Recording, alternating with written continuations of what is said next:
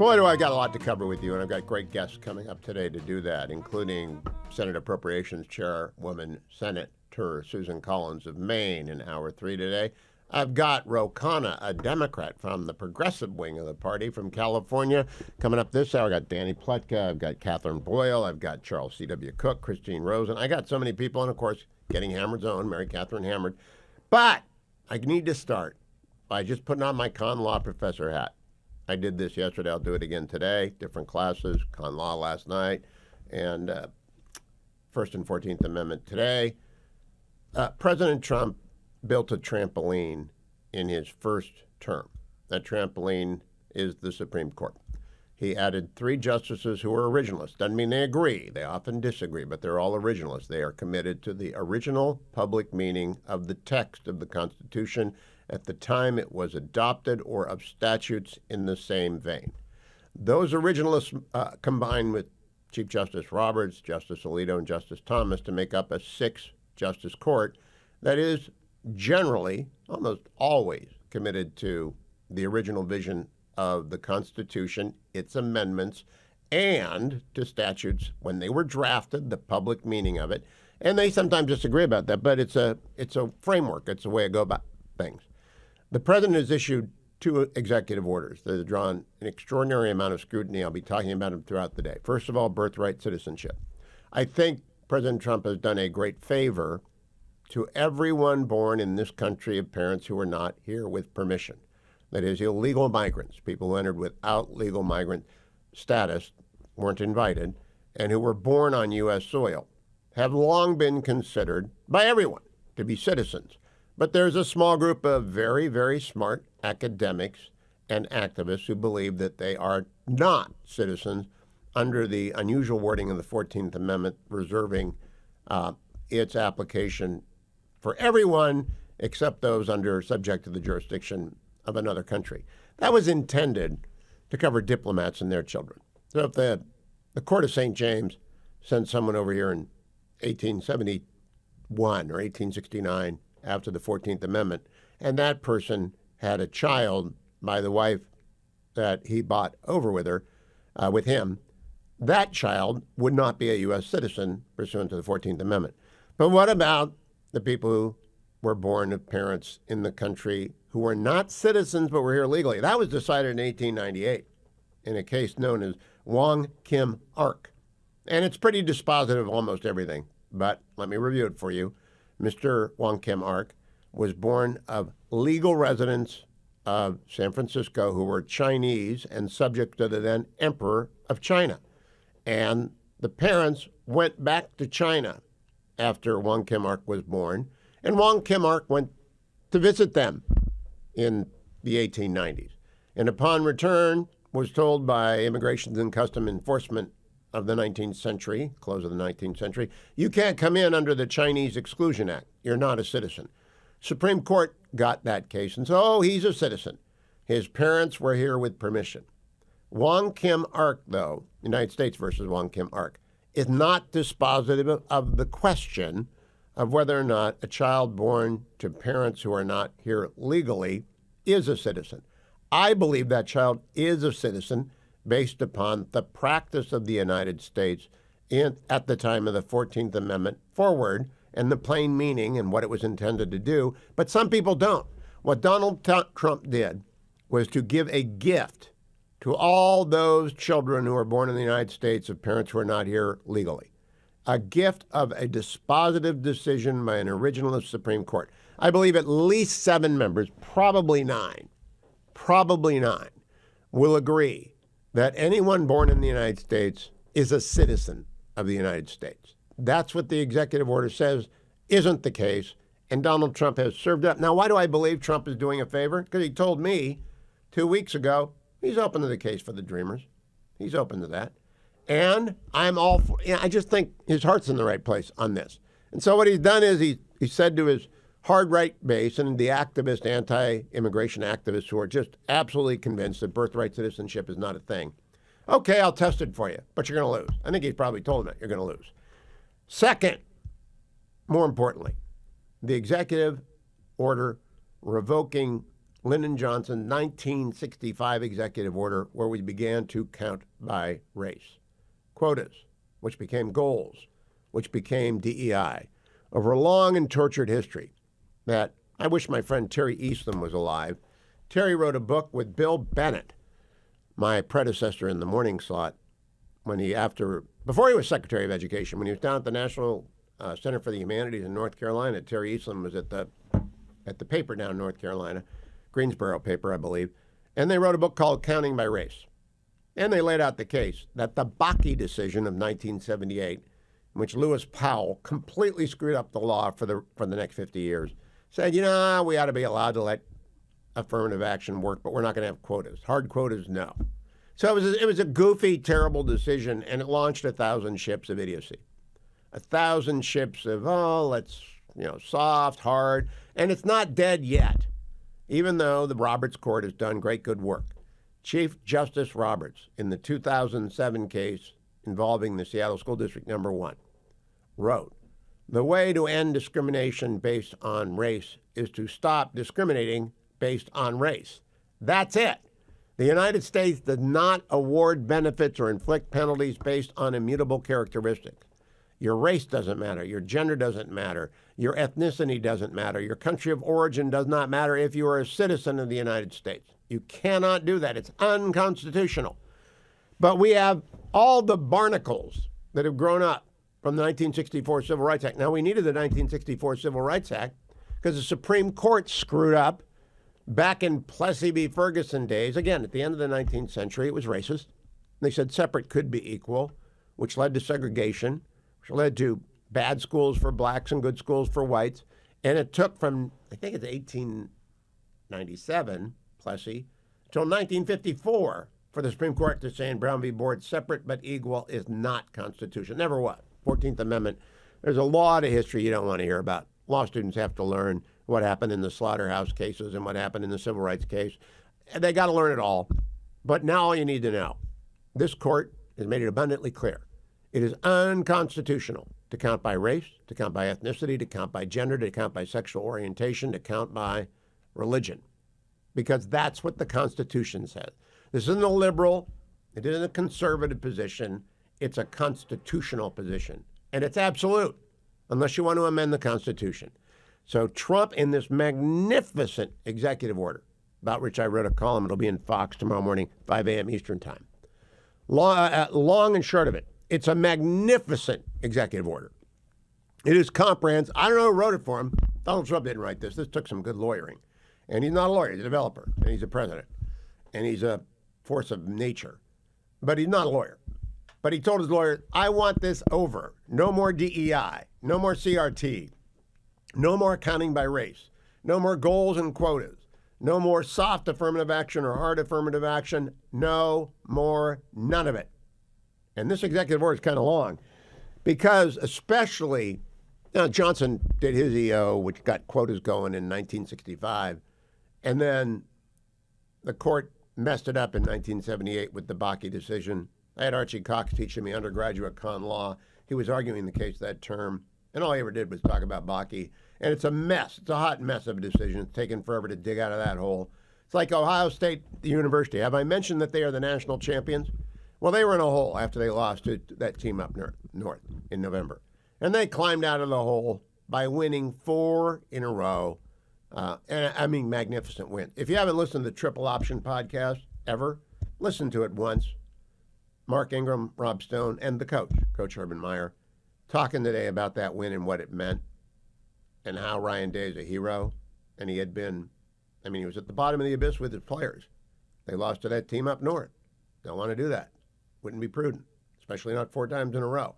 Ryan Day got a natty. Those young men got a natty. And you never take that away, forever. And they're a national champion. First time they changed the format, Urban Meyer won the national championship. Second time they changed the format, Ryan Day won a national championship. They joined Jim Tressel and Woody Hayes, I guess Paul Brown, way back when. 5 great Ohio State coaches. But I digress. I'm just still happy about Monday night. I want you to go listen to Triple Option. Download it with Mark Ingram, Rob Stone, Urban Meyer, just to listen to Coach Meyer talk about what it means and what they did. And I want you to continue listening because I'm going to talk about these EOs with Ro Khanna. He's from the left. I'm going to talk about it with Christine Rosen. She's from the right. I'm going to talk about it with everyone because it's a big deal, a very big deal. It's a big win for the Constitution. Bravo, President Trump. Danielle Pletka, a.k.a. Danny Pletka, is a fellow, a senior fellow at the American Enterprise Institute. She is also the co-host with my former colleague at the Washington Post, where he continues to do great work, Mark Thiessen, of a fabulous podcast called What the Hell is Going On? It's mostly about national security. Danny Pletka joins us. Hi, Danny. How are you? I'm great. How are you? I'm terrific. Danny, I want to give you some open runway just to comment on President Trump's inaugural address first couple of days. But first, I'm going to spend a lot of time talking today about the executive order getting rid of affirmative action, root and branch. I mean, back to 1965 and forward, and it applies to the military as well. What do you think about it? I think it's fantastic. It's funny. Everybody has their own special window into these kinds of things. And for me, the window was when my kids applied to college. Kids don't think a lot about this kind of thing. And when my girls started to apply to college and they were excluded for reasons of sex, for reasons of religion, for reasons of belief, I began to realize through their eyes just how unjust this system was. Because, we're used to it in the government, we're used to it in the workplace, we're used to it in academia. But for kids to see it, and when you would go and visit colleges, you would see kids segregate themselves in the orientation audience because they were thinking to themselves, some of us are going to get in on merit and some of us are going to get in because of what we look like. And they would divide themselves up in the audience, looking warily and angrily at each other, realizing how unjust this was. It really was poignant. Now, Danny, I will spend a lot of time unpacking this for my con law students. But the bottom line, Bill Shambra, who you probably know over at Hudson, Bill explained it long ago when I was running a OPM, and I was the last guy left in the Reagan administration running OPM. And he explained, Hugh, if you have a quota, somebody doesn't get in. The last person in doesn't get in because someone got in who wasn't better than them on merit. And it's unjust. And I've always thought that explains it all. We do not award benefits or inflict penalties based upon race, gender, ethnicity, country of origin, creed. It's just that simple. Do you think the left will give up? No, absolutely not. I mean, this is what we've seen. Again, just bringing it back to the place where we see it so crudely. We have seen that with the Supreme Court decision, universities have sought to find their way around the rejection of quotas, the illegality of quotas in sneaky ways, using sneaky questions. I live in the state of Virginia. The University of Virginia did exactly that. The second that Supreme Court ruled, they changed their questions to ask their students to talk about a time when they felt discriminated against or a time when they felt alienated. But it was all coded language for the student to be able to share with the college without their specifically asking whether they were in fact a member of what the college thought should be a protected minority group. Now, the Coast Guard got the first blow of Thor's hammer with the dismissal of the commandant who made DEI its mission. Will the Pentagon as a whole, this is your sweet spot, military preparedness, lethality of the military. Will the military get this right away? Look, I think there are people, Hugh, you know this as well. I think there are people in the military who will 100% get it, who understand that the military has always been a great equalizer. It has always been a place where you were in the same uniform, you were a sergeant or you were a captain or you were a general, and that was who you were. It wasn't that you were, general Latina or Latinx, or that you were, sergeant black person. It was that you got to your rank by a series of tests and a series of performances that got you there. Now, I think that the mentality has changed, and I think there will be people who continue to embrace the idea that people should get somewhere inside the military because of how they look or because of their sexual orientation. But, if there's anywhere that's going to fix this fastest, I hope it will be in the military. Last question. I don't know who wrote this, EO. It's very elaborate. It's extraordinarily well crafted, and it was done by at least a couple of lawyers. Anyone at AEI involved in this? Because I want to give roses petals to everyone who wrote anything to do with this because it took a lot of guts and it took a lot of knowledge and time to write this. It's funny that you say that because I was also impressed. For me, what I did was I contrasted the beginning of the first Trump administration, which was really something of a circus, to now and well, let's use a military term again, the readiness of the Trump team coming in. All of this stuff was drafted. I don't know if anybody at AEI was helpful to them, but I certainly hope they were. Quick question on birthright citizenship. I think Trump is doing a favor to everyone who is born of parents in the country illegally but is an American citizen. Because this case has never been asked and answered by the Supreme Court, I think they're going to answer it pretty quick that, oh, that's pretty close to Wong Kim Ark in 1898. Yeah, they're citizens. What do you think, Danny?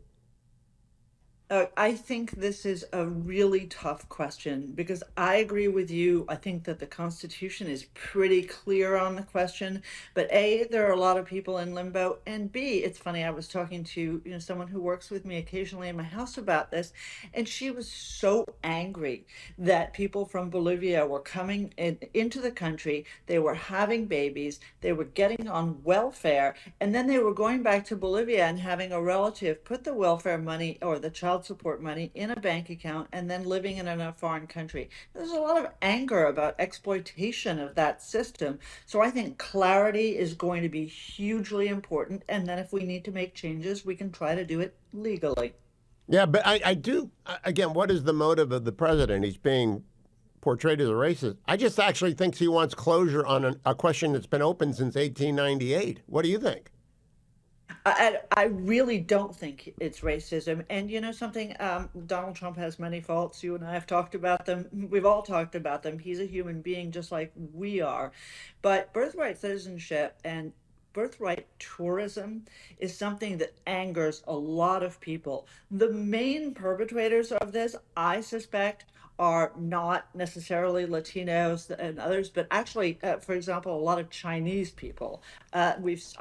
In my experience, just having looked at this issue, I've seen that a lot of Chinese are doing it. They use Guam and other states as well. So I don't think this has anything to do with race. I think this has to do with exploitation of the American taxpayer, and that deserves an answer. Now, what's interesting is just because you're a citizen doesn't mean you need benefits. And so there's a way for Congress to react to birthright citizenship tourism. It's a real thing. It's a real thing. But there are millions of people who need closure on this. I think the court will get to it early. Danny Pletka, I look forward to the next edition of What the Hell is Going On? Best titled podcast in America with Mark Thiessen. Thank you, Danny. Representative Ro Khanna represents California's 17th Congressional District. That's the Silicon Valley. But he's from Pennsylvania, so I'm sure he is cheering on the Big Ten's triumph in the national championship. Isn't that right, Congressman? Go Bucks! Well, you know, I was a Michigan fan, but amazing. Ohio State ends up losing to Michigan and then winning the national championship. Certainly the coach saved his job, huh? Oh, Ryan Day would have been there anyway. But I didn't know that you rooted for that team up north. I went to law school up there, but I still don't root for him. Congressman, you're a Yale. Oh, okay. My father went there when he came to the country, and he every Saturday, you know, back when he was watching when I was growing up, it was to be with Paterno and the Nittany Lions and Lou Holtz and the Notre Dame and Bo Schembechler in Michigan. So I grew up watching them. We are all products of our parents' sports habits. That's why I'm an Ohio State fan, even though I went to Michigan Law School, and why my boys root for the Browns. Congressman, I want to get to the executive order the president issued yesterday revoking Lyndon Johnson's 1965 order counting by race, as well as all subsequent executive orders and memoranda on that, returning, in my view, the federal government to the constitutional position that we are blind to race, religion, ethnicity, gender, country of origin. I'm very happy about this, EO. What do you think? I disagree with it. Let me say this. I believe in excellence. I believe that we have to have a society of merit. And I believe that we need to look at people's economic considerations and in assuming that as well. And that means if people are working class, if they're white, they need to have a fair shot and affirmative outreach. But I also think that race remains a factor in the country. And if what it means is that we're going to make a bigger effort to outreach to people so that we can get the highest excellence wherever they are, then I'm for that policy. Now, Congressman, that's unconstitutional if you make an effort and you're the government. It's fine if you're a private institution if you don't want federal money, but the federal money should not go to any institution that is encouraging people to count by race. It's simply unconstitutional. Well, I think it is unconstitutional if you have quotas, if you have set-asides, if you say 10% has to go to the African-American community or the Asian-American community. But if you're saying, look, in the Inflation Reduction Act, only 1.5% of the funding for a lot of that business is going to black and brown contractors. So there's great talent there, and we want the government to make sure that they're aware of these programs and that there's sufficient outreach. I don't think that's a bad thing. I mean, we want the genius and talent of every American, but of course I oppose quotas and oppose a set-aside. Well, what's the difference? I'm glad to know that's in the Inflation Reduction Act. Another reason to strike it down. It's unconstitutional. I wasn't aware that you had a set-aside based on race in the Inflation Reduction Act. Is that a progressive? No, is that not. Deep in your soul? There's not a set-aside. I said I oppose set-asides. I said but I think we have to make an affirmative effort for outreach. That if there are communities that have not gotten contracts. By the way, it includes, in my book, I wrote about rural America, that a lot of these IT contracts, rural Americans are excluded. And if we have a federal contract, why not have 10% of jobs in there targeted towards rural America, towards deindustrialized towns? Why should all the jobs come to Silicon Valley? So my point is, let's look at people and places that have been excluded from the modern economy. Some of them are in deindustrialized towns that are predominantly white. Some of them are in communities that are black and brown. And let's make it affirmative action to outreach. Now, there's nothing unconstitutional or wrong about targeting rural America or indeed a city or a state. There are prohibited actions in the 14th Amendment. You can't count by race, gender, ethnicity, religion, country of origin. It's okay to count by economic circumstances, but did you actually set aside money for different ethnic groups? No. I said I oppose the set-asides. Okay. That's not part of the bill. I oppose that as a policy matter, to quotas or set-asides. That was not part of the Inflation Reduction Act. Now, you went to Yale Law School, right? I did. It's been a long Akil time. Lamar? Did you have Akil Lamar for your con law professor? I did. I had Akil. Okay, Akil is right on this stuff. He gets it. Did you miss class that day? Because the quota stuff or the set-asides or affirmative outreach, that's just doublespeak, Congressman, isn't it? It's just doublespeak. Well, look, Akil's experience is similar to mine. My grandfather spent 4 years in jail alongside Gandhi fighting for independence, but we were beneficiaries and our parents of coming after 1965. And I went to public school. I grew up in Bucks County, Pennsylvania. I grew up in a place that was 99% white. And I'll tell you, I grew up in a community that believed in me, that said, go do anything. I mean, to President Trump's speech where he said, in America, we do the impossible. That's how I grew up in Bucks County, Pennsylvania. Congressman, the president also issued an executive order purporting to change birthright citizenship away from the children born in the United States of parents who are not in the country legally. I think that the Supreme Court will take this up rather quickly and decide it rather quickly on behalf of the children, because I think birthright citizenship is in the 14th Amendment and it's clear. But Wong Kim Ark, which is the case that decided children born of non-citizens in the United States legally, is not dispositive. Do you think Donald Trump did a favor to those children because he's going to settle, or he's arranged for this settling of the case finally? Well, that's pretty good spin. I'll answer that question. I want to ask you one question on this affirmative action. All of the HBCUs, 102 of them that produced Martin Luther King, W.B. Du Bois, Toni Morrison. The total endowment of them collectively is about $4 billion. The endowment of just Harvard is $50 billion. And my view is that as a society, we've got to recognize that there is still a long way to go to create equal opportunity in our society. Now, on the birthright citizenship, it's important to realize that this applies to lawful temporary immigrants. If you are here on a work visa, if you're here on a student visa, and you have a baby in America, then Trump's order says that baby is not American. We are a country where if you're born here, it doesn't matter who your parents are, who your grandparents are, what your religion is. You're American because of an allegiance to the Constitution, and this cuts right against that. Well, let's make sure we don't mix our categories. If you're in the country legally and you have a baby, whether it's by green card, that is dispositively answered by the Supreme Court in Wong Kim Ark. They are citizens. What has never been answered by the Supreme Court are children of those who enter the country illegally or on tourist visas, not subject to the jurisdiction of the United States. We repatriate those who commit crimes, et cetera. I think that the court's going to answer this pretty much 7-2, 8-1, or 9-0, that they're all citizens. So Donald Trump told me a couple of weeks ago he's open to the dreamers. I think he did this to settle the right wing down and to get the case before the court. If that turns out that I'm right, that the court answers it this way, will you be happy that he issued the order? No, because I don't think you need to take this to the Supreme Court, and I think he's playing a dangerous game in appeasing a political base. I guess here's what I'd like. You should get Elon Musk on and ask Elon Musk whether he thinks that the babies of Tesla employees who are on H-1B visas, if they have a baby, whether they should be American citizens. I mean, I think that this is a Trump fulfilling a campaign promise, but the problem is it gets at the heart of our country, which is that you're an American based on an allegiance to the Constitution and principles, not based on your bloodline. I think Elon would say, I don't know him, I think he would say, run it up to the court, let's see what they say, because the court's going to agree that Wong Kim Ark answers dispositively the H-1B visa issue. Congressman, thank you. Always good to see you. Love that you come on. Go Bucks. We'll forgive you for rooting for that team up north. We need more of this in this country.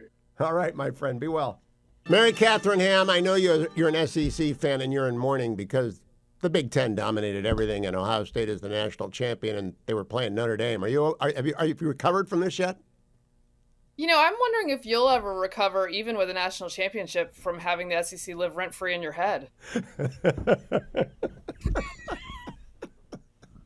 Mary Catherine, we just want ESPN to get over their SEC disease. Mary Catherine, Never. I'm a bullion. I'm a bullion because President Trump. I congratulate you. I congratulate you. I'm still slap happy. I walked into the wrong classroom yesterday at the wrong time because I was slap happy after watching the Buckeyes. I have been talking with Ro Khanna and Danny Pletka, and I'm going to talk with a bunch of other people. Selena Zito, Senator Collins, Charles C.W. Cook, Christine Rosen, about the president's executive order outlawing the counting by race. No more discriminating on the basis of race, religion, gender, ethnicity, country of origin. I am so happy that we are back on the path. What do you think? I am very excited. And I think this is one of those things where the left took an innocuous phrase and took the idea of righting historic wrongs. DEI is the phrase that I'm referring to that is seemingly innocuous. But this idea of righting historic wrongs flipped the idea of the 14th Amendment on its head, flipped the ideas of Martin Luther King Jr. on their head, and then told all of us that that was fairness and that that was American. And what it really felt like to most people once they figured out what was happening was discrimination. And the reason it feels like discrimination is because it is explicitly discriminatory. And so a lot of people, it's etched in their hearts, the idea that we judge people by the content of their character and not by the color of their skin. That is something that they were taught since childhood was the right way to live.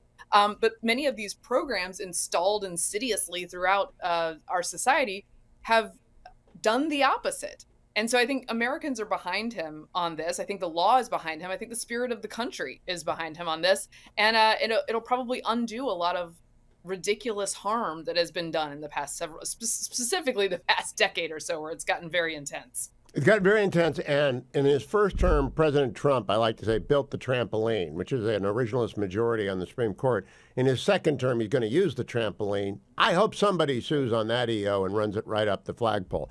Now, I just had a rather heated discussion with Ro Khanna about birthright citizenship. I believe anyone born in the United States to parents who are here legally, and there may be an exception for tourist visas, I'm not sure, is a citizen of the United States. Wong Kim Ark is an 1898 decision that kind of answered this, but not really. It's never been answered. Trump signs an order that says, no, they're not. What that does is set up a test case. I think the court will dispatch that test case. I think Trump is doing every child born of illegal parents a favor. What do you think? I love this idea that it will get run up the flagpole quickly and sort of affirmed that this is the case. What I am worried about is that because of the 1898 decision on this and the fact that it is mostly settled, that we will waste a lot of time and energy and money doing this. But I'm open to your theory on it. And you're right. He has said he's open to the dreamers. Yeah, he told me. And so Ro Khanna said that was good spin. I actually think he's got a constituency of truly hardcore anti-immigration people that he's thrown a bone to, but that bone is going to end up at the court, and the court's going to go 7-2, 8-1, or 9-0. And importantly, with his base in that way, Trump has a way of throwing the bone, and they don't mind if it doesn't come to fruition, if the bone is thrown for the most part. So I want your general react, Mary Catherine, because I haven't listened to Getting Hammered. Have you done a Getting Hammered since the inauguration speech and the balls and all that stuff? Yes. Haven't listened to it yet. So tell me, what are you and Vic thinking after 48 hours of the golden age? Well, I would say a friend I texted said at the end of the inauguration day, when he'd done the live press conference while signing executive orders, after he'd signed executive orders and tossed the pins into the crowd at Capitol One, she said, "This is the greatest episode of reality TV I have ever watched." I think that's obviously part of the genius of Trump, but I was also very assured and very much enjoyed the traditionalist ceremony of the inauguration. I thought his speech was two parts. It was one part aspirational. America is a place that does impossible things. You've got Musk in the room who literally wants to colonize Mars. So he's, we're putting our money where our mouth is there. I loved that part of the speech. And also the first part of the speech was an indictment of a system and many people in the room who absolutely deserved it. And I think I might have been a little bit like, ooh, he should be a little more gentle in the room, except for the fact that Biden released those pardons before he drove over to the dang rotunda. And it's just egregious, the kind of things he's done. He has become exactly what he told you Trump was to be feared for. While Trump has not done that. Trump, meanwhile, is promising not to use the justice system to go after his enemies. So I enjoyed the speech. I enjoyed watching JD Vance get sworn in with Usha standing next to him with their beautiful daughter in her arms. I found that more moving than I expected as a fellow of their generation, to watch them ascend to that level and to see a young family in that How many situation. Paw Patrol Band-Aids do you have in your house, Mary Catherine Ham? So many, man. They demand them. It is very important to have character Band-Aids in your home, and woe betide you if you have the wrong character. I'm sure that Usha is prepared for this, as are the Navy attachés over at the VPR. Last question. The insufferable bishop. The J.D. Vance leveled with a side eye. What'd you think of that whole thing? I am of the mind that JD's reaction is the correct one. To be fair to her, she's an Episcopalian. It was an interfaith service, and her faith is liberalism, so that's what she was bringing to the table. I like the side eye and just moving on. I don't love that she's like, when Trump goes after her, as of course he was going to, he's going to raise her to this resistance hero, but nobody cares about resistance heroes anymore. That's it. They've lost their superpower. We were. Trump is their kryptonite. It took a long time it's not green kryptonite, it's apparently red kryptonite, but do you get that reference at all? Because you dropped a Harper Valley PTA reference on your audience without explaining it last week. I knew right away, but I'm the right age. How do you know about Harper's Valley PTA? You're too young. I've told you, my father was extremely good at educating us on music. Well, that was quite the rock on the windshield for a lot of people. When you had to take to X to explain what Harper Valley PTA meant, then I thought, the rock hit the windshield. Call that windshield company. Mary Catherine Ham, host of Getting Hammered, the podcast that is your morning show for any time in the morning with Vic Mattis. Do not miss an episode like I have, but I've been busy. Let me tell you about one of my sponsors, andrewandtodd.com. There's a real world story today. The son, Hewitt, calls up, and he got married, and they had a baby, and now that nice bachelor pad really is a little bit crowded. So he said, what do you think I can do and afford? I said, don't call me. Call Andrew. I don't know anything about what you qualify for, what interest rates are, where you can move, what you can get. I don't know anything. Call andrewandtodd.com, 888-888-1172. I'm a lawyer, a teacher, a professor, and a broadcaster journalist. Do not ask me about mortgage rates or buying and selling houses or moving up or getting a little more space or adding on, any of that stuff. Call Andrew Del Rey or Todd Avakian. So I did. 888-888-1172. As tens of thousands of you have all across the country. And I'm here to assure you, as Dwayne did, as I did when I moved back to the Beltway, as everybody who has bought a house who's listened to this show for the last 25 years knows, I believe in consulting experts, and the experts on mortgages and lending, Sierra Pacific Mortgage, is andrewandtodd.com. Andrew Del Rey, Todd Avakian, longtime friends of mine, 888-888-1172. Any question for anything having to do with real estate lending, construction, moving, andrewandtodd.com, 888-888-1172. Time for my relief factor. Now, if you're watching on the Salem News Channel, you're used to me taking my relief factor. But you may be wondering, why is Hugh's hair down over his forehead? Wait a minute. Why does Hugh have a not-so-good Band-Aid on his forehead? Well, let me take my relief factor first. The story here has to do with kitchen appliances and utensils. And everyone who knows this show for many years knows they're not my friend. Here's my relief factor.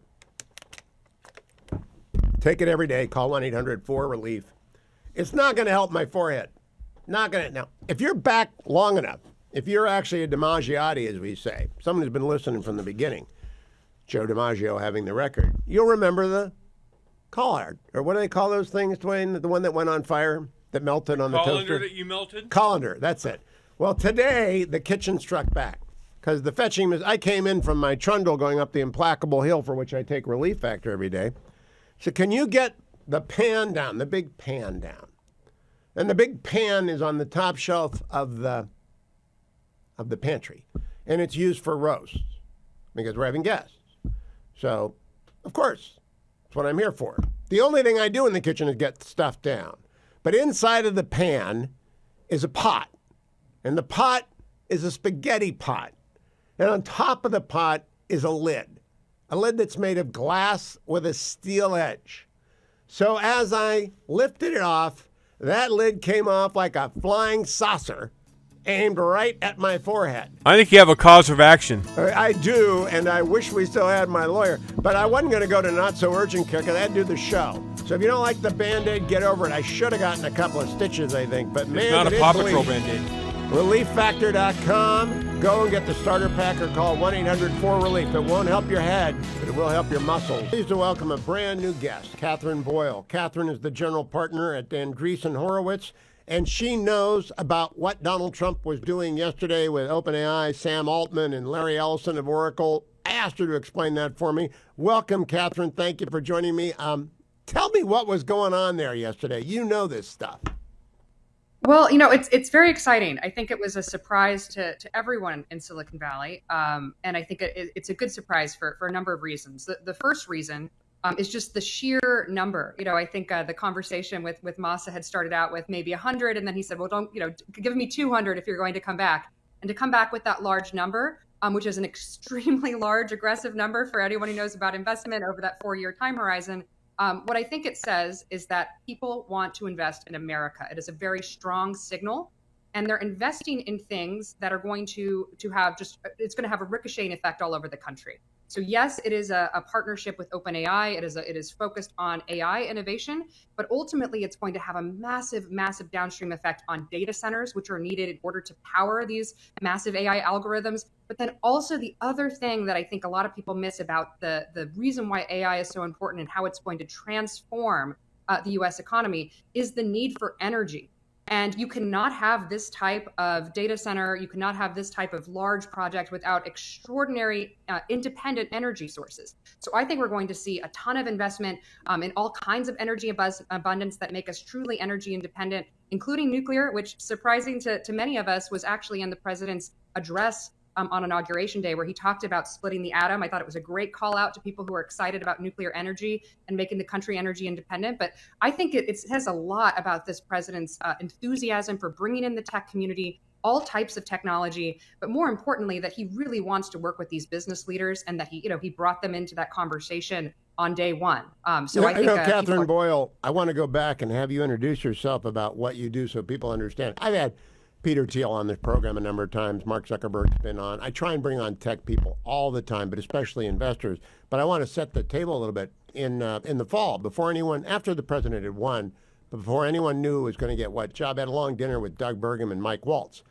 And it was about small modular reactors, about which I know nothing. And now I know a little bit, because those two guys know a lot about SMRs. What do you think about SMRs? I think they're incredibly important. So small modular reactors are a type of nuclear reactor. And the most important thing that people can understand about these nuclear reactors is that they are portable. When we talk about small, we're talking about a shipping container. You can put it on the back of a truck. And they're supposed to be portable. And the reason why this is so important, why it's not these massive nuclear reactors that I think we all know and understand power a lot of the energy economy. But the SMRs are important because they can be very important for the Department of Defense. They can be redundant energy sources in many cases. They can go behind to very remote parts of the world. And I think that is something that is incredibly exciting for the DoD, that you can have these self-contained, basically abundant energy sources that can move very quickly, very cheaply, and replace a lot of the logistics challenges that affect the DoD. So, we're investors in a small modular reactor company called Radiant Nuclear. It's spun out of, it's a company that came out of SpaceX, which is a whole other story of how these companies are coming out of the greatest manufacturing companies in America. But they are very focused on the DoD as a customer, because it is very important that we solve the logistical challenges for the DoD when it comes to energy and powering these weapon systems that are going to need tremendous amounts of power in the future. So, Catherine Boyle, now let's go back and do what I should have done as a professional broadcaster for 30 years. I should have really introduced you. That's okay. We can And keep going. Andreessen Horowitz. Would you tell people about Andreessen Horowitz and what you do there? Certainly. So Andreessen Horowitz is a American venture capital firm. We're one of the largest venture capital firms. We were founded in 2009 by Mark Andreessen and Ben Horowitz. And the interesting thing about what I do is I lead the American Dynamism practice, which we define as companies that are actively supporting the national interest and the interest of our allies. It is a very broad category of company, but it's a pretty new practice for Andreessen Horowitz. We founded it about 3 years ago, realizing that a lot of our most important companies like Anduril Industries, Shield AI, SpaceX, these companies that are very focused on working with the Department of Defense, had not been an investable category for many years inside of Silicon Valley. And yet we had these companies that were growing, that were succeeding and working with the Department of Defense. And we had a thesis that the founders of tomorrow, that the next 10, 20 years of innovation, particularly coming out of COVID, which is when we started the practice, were going to be very interested in the problems that are facing the nation. So the things in the physical world, things like aerospace, defense, transportation, the innovation that Washington, D.C. cares about. And of course, this was sort of when we announced the practice, and especially when we called it American Dynamism, you can see the flag behind me. But when we called it American Dynamism, a lot of people in Silicon Valley were very surprised. Silicon Valley didn't talk very much about supporting the American economy, even though it does. And it never really used the word America. It was always sort of focused on software or different types of investable categories. But America was not something that Silicon Valley was really saying out loud. And I think when you look back on 5-6 years ago, it is a 180 sea change. You saw all of those tech leaders sitting at the inauguration behind President Trump. I was most surprised that they were at church. I mean, for him to get all of those leaders in the pews of St. John's, I was particularly surprised by that image. But I think it says something about tech wants to work with this administration. Tech wants to invest in America. And it is really inspiring and exciting to see that the founders of tomorrow who are building these new innovations, they are the ones who are saying, I want to work on national problems. I want to support the Department of Defense, because it's not the same founders we saw 10 years ago who didn't want to work with the DoD. No, I've had Joe Lonsdale on. I haven't had Palmer Luckey on, but you've named a bunch of companies. How does the average person drive around, get involved in the American Dynamism project? I mean, you take in billions of dollars up at your firm. I know how the Valley works. John Denniston was my law school roommate. You don't deal with retail people. How do retail people get in on this? Because American Dynamism sounds great. Yeah. So what I'll say is, we invest in small companies. I like to say, I'm an early stage venture capitalist, and to make that, kind of accessible to people, we call it the napkin phase. So I can give a great story about an investment I did a couple years ago in a satellite company that's selling directly to the DoD. And I drove down to El Segundo, which is, part of Oh, I know LA, it. but it's sort of the industrial part of LA, and it's really being built up as this sort of innovation hub, particularly focused on defense. But I drove down, and there were a couple guys there. One had worked at Palantir, the other one had worked at SpaceX. We were at a Mexican restaurant, and they literally sat down and they drew what they wanted to build, which was modular satellite buses. They had a thesis that actually the biggest bottleneck for the US government is not that we can't build satellites, it's that we can't build the thing that powers the satellites, which is the satellite bus. And we need to make thousands and thousands of these buses so that we can put different payloads on for the things that we're doing in low Earth orbit, which we can talk more about. And I said, you know what, you guys are so interesting. You all had they had the right, they had gone, as I like to say, the school of Elon Musk. They had graduated from the University of Elon Musk. They understood manufacturing. They understood production. They had worked at a company like Palantir that understood selling to the DoD. And I wrote them a check. And so that is the earliest stage of venture capital. I think it's a little different than the kind of deals that were talked about yesterday. And in the Oval Office, where we're basically saying $500 billion. These are small checks.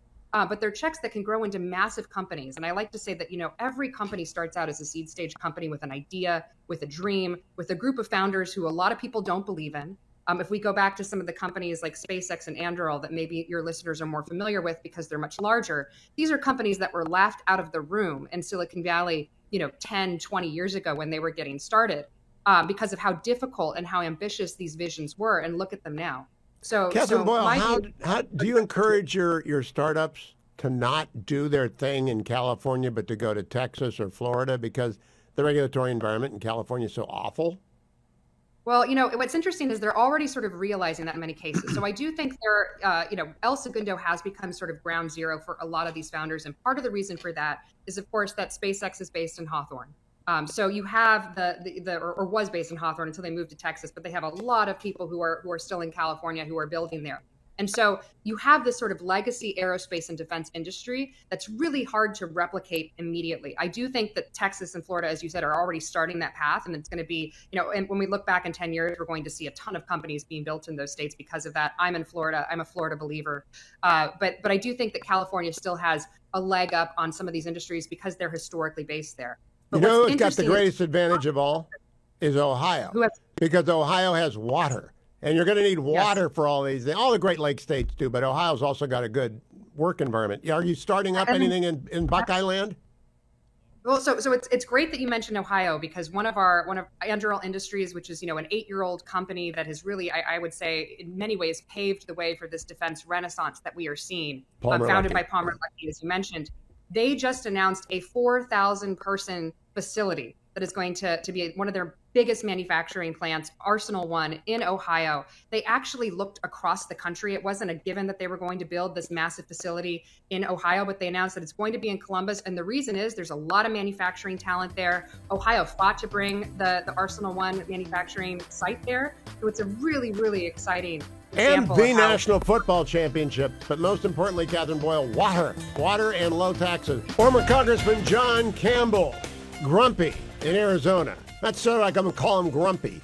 And Grumpy joins us. He's back. So, Grumpy, are you as happy as I am with the executive order barrage? Well, yes, but so why am I grumpy? Well, you just usually are. And your sound's bad, too.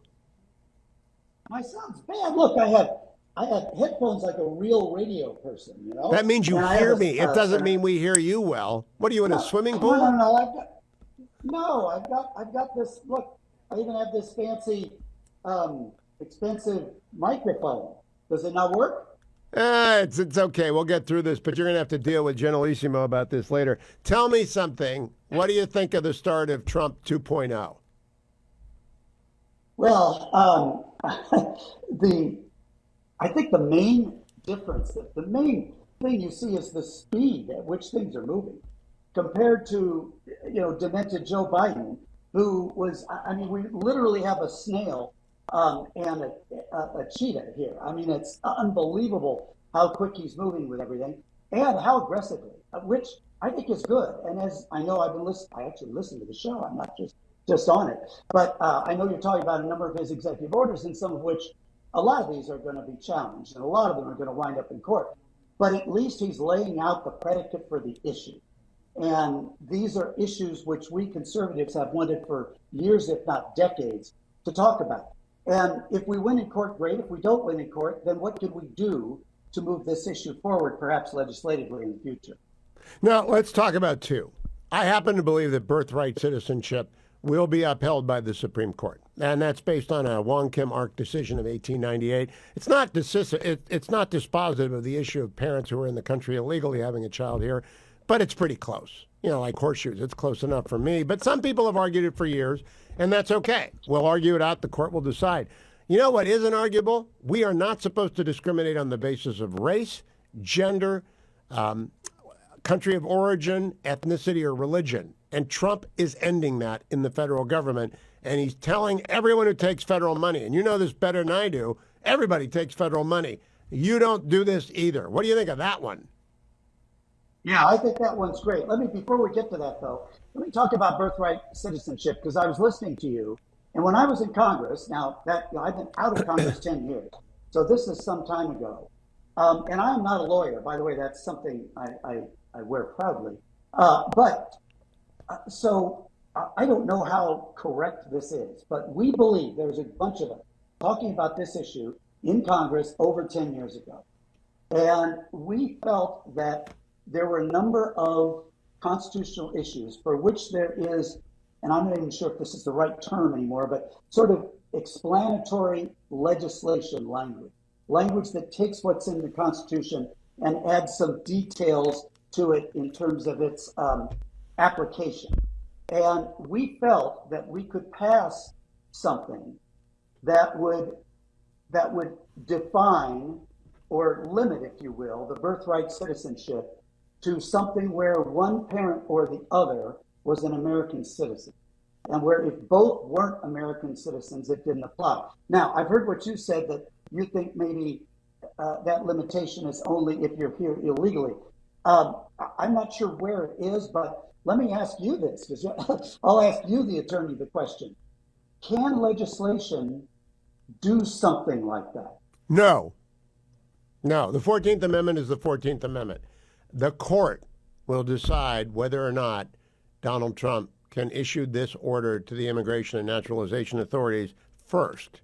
You could possibly do that if Congress could possibly do that if the court said the executive order is constitutional. I don't think they will.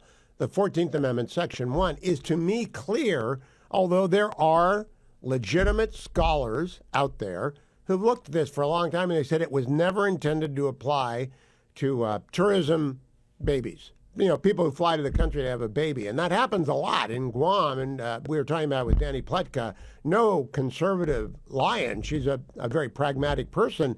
She said in Guam that you'll find a lot of Chinese Communist Party members dropping by to have a baby, and then that baby's an American citizen. And that might be regulatable, but not generally if your parents are here with the intention of being here permanently. What do you make of that answer? Right. Yeah.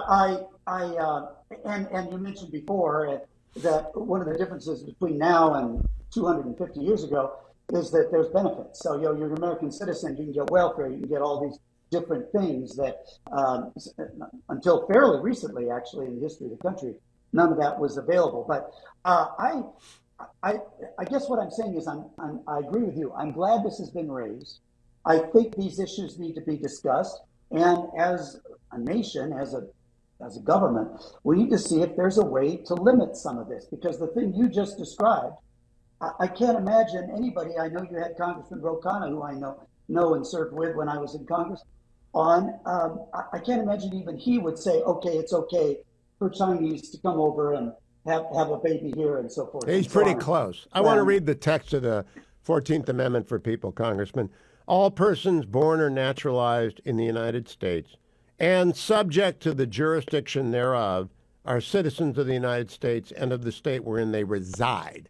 So there's two phrases there, subject to the jurisdiction thereof and reside. So reside's pretty easy. If you're a couple of illegal immigrants who've come across the southern border and you've been here for 9 months and your baby was born here, that baby's an American, because I think that's what the court's going to say. There's an argument that they are not subject to the jurisdiction thereof. Tourist babies, I don't think they're subject to the jurisdiction thereof, but Congress would have to make that clear, and the Supreme Court may very well make that clear in the. I just think we need an answer, don't you? Right. Yeah, I do. And I again, without any legal basis for this whatsoever, except what I was told by a bunch of people when I was in Congress, was that Congress could pass some illuminating language relative to this. And then, as you say, that would undoubtedly get challenged and sent to the Supreme Court, and they would determine whether they could do it or not. Let me also then, before we run up against the break, talk about what you mentioned about federal money going out and being withheld if you discriminate. Now, where I mainly think about that is universities. Yes. Universities in America today, to me, are amongst the most pernicious organizations out there. You talk to a lot of people in Silicon Valley, for example. The big executives will tell you it's not the people at the top that have made these companies so woke. It's all these young people who have been indoctrinated at Stanford and Berkeley and UCLA and Columbia and wherever else. And they've been taught that Karl Marx was a really good guy and George Washington was bad. And there's no excess in that statement. These professors are very clear about that. They teach Karl Marx, he's a good guy. He got it right. They teach that kind of stuff. And these people, the universities, we're not going to fix America completely until we fix the universities, because these are major centers of indoctrination. Hillsdale College, which is on this show and has been since its very beginning, doesn't take federal money, so the federal money can't tell it what to do. It knows how to operate that guy. Columbia University, not so much. But the spending clause is perfectly constitutional to deploy.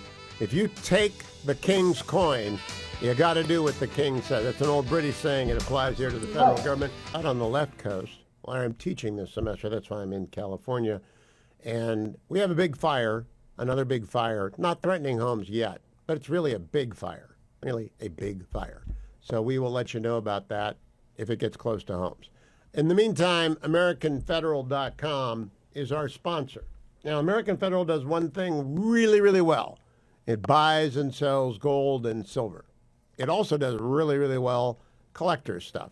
That's not what I'm here to talk to you about. I'm urging you to call my friend Nick Rovich. Do what I did 2 weeks ago. Buy some gold. Why? I haven't even looked at the price today at what gold is trading at. But I'm a little confused by this market. And I want to look it up so I get it right. I'm a little confused by this market. I understand exuberance, all right? NASDAQ went up 1.28% today. The Dow went up 0.3. The S&P went up 0.6. So we're all excited about tech. I like that. I have a mutual fund that's tech heavy. I got out of all individual stocks because I'm a veteran. I told my kids and my investments guy, I remember 1987. I remember the dot-com bubble. I remember the Great Recession of 2008. Every 10 to 15 years, the market tanks. Now, I don't want to be in the market completely when it goes south. So I'll trust tech via a mutual fund, which is smarter than me, and I'll trust gold and cash. So I bought some gold from Nick, and I think you ought to at least give it a consideration to give him a call. 888-888-1172. 888-888-1172. Gold went up today, $2,765 an ounce. John Campbell tells me a lot about gold. Nick Rovich tells me a lot about gold. All I know about gold for sure is that for the past 100 years, it more than kept pace with inflation. Now, I don't think we're headed for hyperinflation. Not with Doge, not with Donald Trump. We're not going to be spending billions on consumerism and windmills. We're not doing that anymore. We might build a lot of ships. We might have a ships act instead of a chips act. We might be doing a lot for national defense, but we're not giving away bundles of cash anymore. But gold, whatever happens in the world, whatever happens to the economy, whatever ends the market, it maintains its value for the past 100 years. Past performance, no, of course, prediction of future performance, but it's in there. And I love AmericanFederal.com. Let me also tell you, Relief Factor, I mentioned it's the studio. I took it in hour number 1. If you're watching on the Salem News Channel, you'll notice I'm wearing my hair low over my forehead. That's because I had a nasty collision with the spaghetti pot top, a flying saucer of doom and destruction that lashed out at me. I have a new movie idea, which is Toy Story in the kitchen. You know, don't let the kiddies' toys wake up and be Woody and who's the space guy? I can't remember what the space guy's name is. Not that. No, actually, kitchens are out there to try and hurt people like me. And it got me. I should have gotten stitches, but it was too close to the show. Couldn't go to the not-so-urgent care and get a stitch or two. So we'll see. I might be scarred up a little bit. We'll see. That's fine. I'm 68. I don't care. And I'm here to tell you, Relief Factor I do care about. I want to be 98. I want to be 108. My grandpa went to 101 plus, and on his own wheels in his own house. He was a fireman, though, in Ashtabula, so he got all weathers, and he got a lot of exercise. So I go up the Implacable Hill every day. I did it today before I was attacked by the spaghetti pot. And so I took my Relief Factor in hour 1. But I remind you in every hour, 1-800 the number 4 relief. 1-800 the number 4 relief. Or go to the Relief Factor website and find the starter pack. $19.95, 3-week supply, less than $1 a day. Try it for yourself. You'll thank me. ReliefFactor.com, ReliefFactor.com. Tom Homan was on with Dana Bash last night. Cut number 16. Look, we need to secure the border. We need to stop the bleeding, right? We can keep bailing the water out of the boat, but we got to plug those holes. So right now, it's all about securing this nation, securing the border, and we'll address that in the coming days. But right now, we're going to shut that border down and get a hold of this problem. What's happening on our border is the biggest national security vulnerability I've seen in my career, and I've got over 35 years doing this. We need to take action, secure the border, and we'll discuss the other policies down the road. But right now, it's all about securing the border and saving lives. Thank you, Tom Homan. Brendan Carr, great new chairman of the FCC. Cut number 23.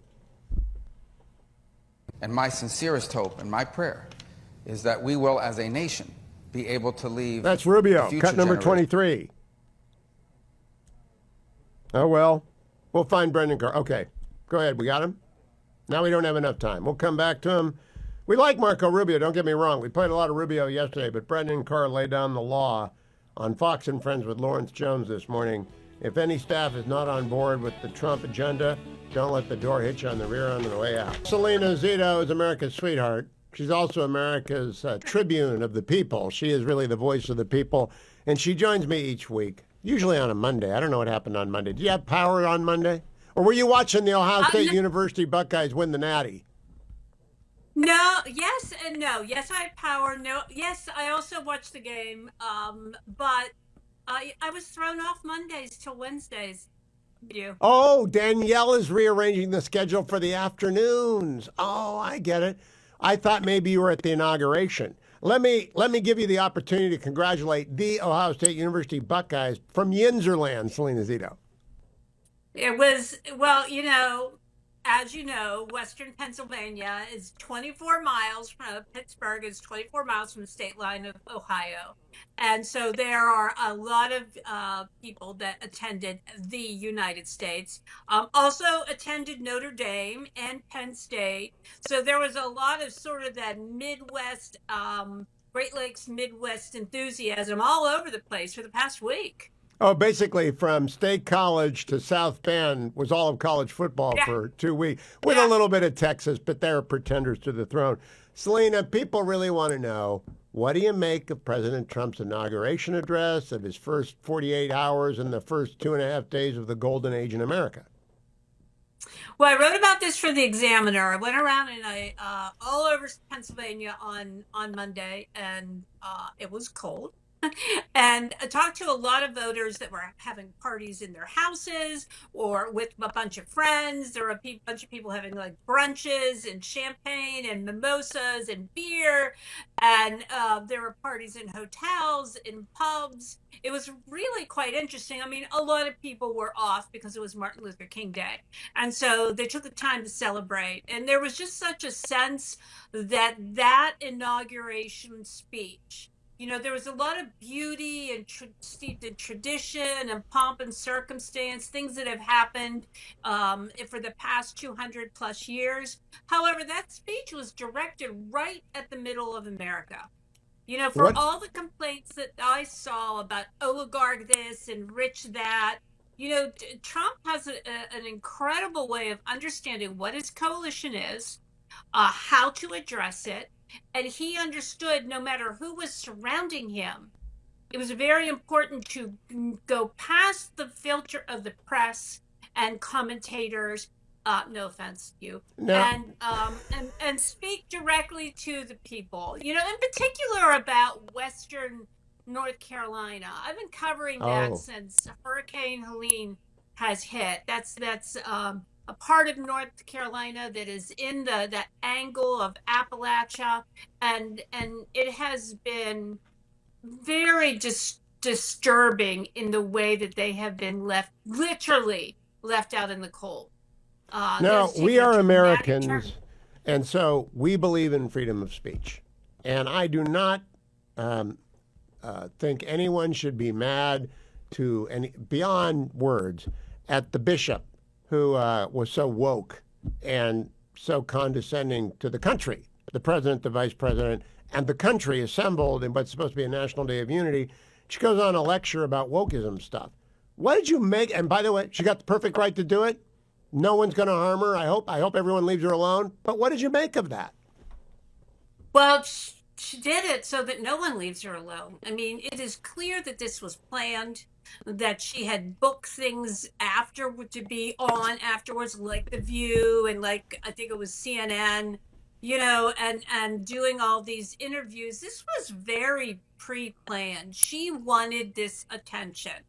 And you have to wonder, as someone of faith, what is your ultimate goal? To bring people together and in a moment of a new presidential house, a new administration, or do you want attention for yourself, which I think was the ultimate goal? And she's sort of proving that by her being on every show, left-leaning show in America. Well, I also noted via the commentary podcast today, her entire diocese has 38,000 people in it. Not just her church. I don't know how many people go to the National Cathedral other than for tours, but they have a good school up there. But I just wonder, it's so presumptuous for people to insert themselves into the national conversation that way. What, does the left have no humility at all? I just finished a month ago, finished the final chapter of my book, Butler. Hope everybody pre-orders it. And I talked about the reckoning. And will there be one within the press, but also with people like the bishop? Will they understand why they were so rejected in this last election? Or will they continue doing and behaving in the same way they did prior to the election, possibly even ramping it up? Selena, they're addicts. They're addicts to attention and controversy. Dopamine. Yeah, it's like a dopamine thing. It's like I need a fix of outrage. And if I don't shoot it in my veins every day, I'm not going to be able to make it to the end of the day. And well, how do we fix that? I can send people who drink too much to AA, people who use drugs to Narcanon. There's Gamblers Anonymous. What do we do for Woke Anonymous? It's sort of like any, that's funny. It's sort of like any addictive trait. Unless you are willing to recognize that and be self-aware that it might be damaging or destructive to yourself, because that's ultimately what it is, and or in her case, the people you serve, it will continue. However, I don't think it is going to be the dominant feature in our culture as it was for the past 4 years. I would argue 8 years, because I would go back to President Obama's inauguration. Yeah, I agree. Because Donald Trump was under assault from day one of his first term, and he's not putting up with it this time, Selena. I think Butler changed him. Do you? Do you write about that in Butler? That Butler might have changed him? Oh, yeah. Yeah, it profoundly changed him. And I've talked to him and interviewed him dozens of times. It has profoundly changed him. I hope people get the book. Oh, that's a hook. Really... That's a theme song to Dwayne's World, the Cannot Miss podcast by my producer forever. Not really a producer. Not really sure what he is. But he does a great podcast, Dwayne's World. He's also the spokesperson for myphdweightloss.com. 864-644-1900. That's 864-644-1900. So when you were over at the house the other day, did you set up that trap in the kitchen for me? Yes. That got my head? Yes, I did. I knew it. That couldn't have been my natural uncoordination. Kitchens are dangerous places, and the appliances have got... What do you think about my idea for a movie that's kind of like Toy Story, but set with appliances that are deadly? Maniacal appliances. Maniacal appliances. And pots and pans. And things. that would be terrific. The thing about you and appliances is one of these days you're going to come walking into the studio with 1955 Doc Brown's helmet on to be able to for protection. Did you look? You love food. You lost 50 pounds. I lose pounds by not eating. On myphdweightloss.com, do you get to eat? You do get to eat, and you know what? It's not exactly a myphdweightloss.com gimmick to rig the kitchen to attack you as soon as you try to go look for something to eat. You actually can eat food and not. And I wasn't even looking for anything to eat. I was helping the fetching Mrs. Hewitt when it attacked me. Do you think I should have gone to the urgent care and let you take over the start of the show, or go with the Band-Aid? Did you get a Paw Patrol Band-Aid? It's not a Paw Patrol. It's a flesh-colored Band-Aid. I don't want anyone to actually notice it. Well, then why are you calling attention to it? Because it's too late. People can run over to the Salem News Channel, but too late. They'll miss it. Okay. So 864-644-1900. That's 864-644-1900. Now, you did a good cut sheet today, or Harley did, and I want to get to Brendan Carr, the new chairman of the FCC, on Fox and Friends this morning, cut number 23. Look, anybody that is not on board with the agenda that we're going to be running, I have just one thing to say to them, which is afuera. We got to move on. This is President Trump's administration. The administration is going to follow his lead. And for my part at the FCC, we want to make sure that we get to the core mission. So that's, reining in big tech. It's going to be taking a look at media and making sure they live up to their public interest obligation. It's getting our economy going through new actions on space so we can get going there. And it's promoting national security. That's the agenda that I'm going to be running at the FCC. And thankfully, we have a lot of actually really talented, dedicated career staff there. And I'm confident that we're going to execute on that agenda. I love this guy. Love Brendan Carr. What's afuera? What was the word? What do you use? Afuera. What's that mean? Is that something you order? So long. See ya. Okay. Goodbye. Adios. Look, he's running the FCC, and there are a lot of Spanish language stations in America and a lot of Korean American stations. You can't just randomly throw out, what's the word for I speak no Spanish? No hablo español. That's it. Look, I'm from Ohio. We just do bad English here, but it's without an accent. Yo soy blanco. I moved to the afternoons, and I'm so happy to be in the afternoons. Easier to find members of the Senate and the House in the afternoons. One of our favorite senators, Senator Susan Collins of Maine, joins me. She is now the chair of the Senate Appropriations Committee. Congratulations, Chairwoman Collins. How do you enjoy the new gig? It's a lot of work. It is a lot of work, but it positions me well to do more for my great state of Maine and for America.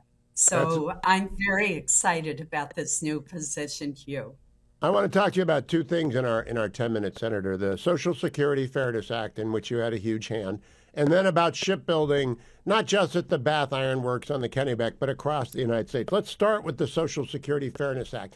What did you want to get done? Did it get done in this act? There were two provisions in the Social Security law that penalized people who had worked in the public sector, say as police officers, school teachers, school custodians, firefighters, even if they had also earned their Social Security benefits by working in the private sector. In addition, it penalized people whose spouses worked in the private sector if they had worked in the public sector.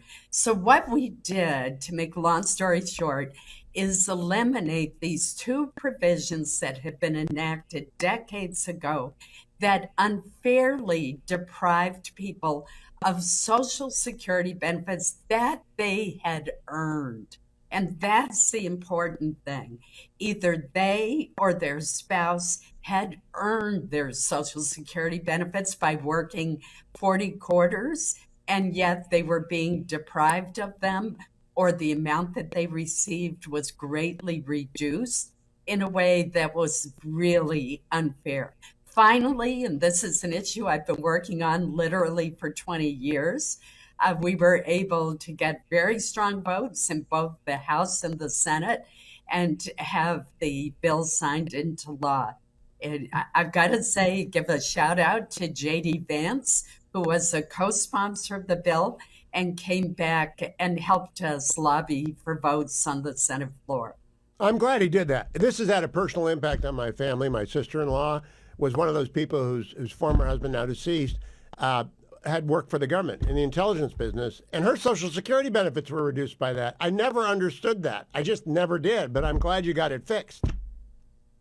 It never made sense because we were talking about earned benefits, and it particularly did hurt, for example, a school teacher who spent his or her own whole working life educating our children, was married to a spouse who worked his or her own whole life in the private sector.